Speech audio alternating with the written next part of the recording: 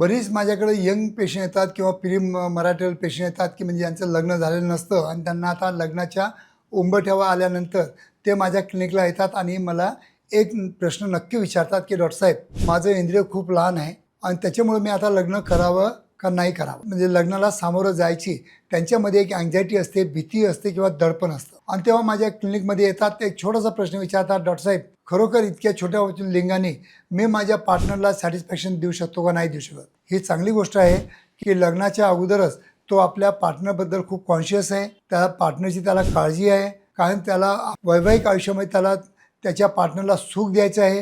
हे खूप छान गोष्ट आहे आणि तो लग्नाच्या अगोदर माझ्याकडे आलेला आहे.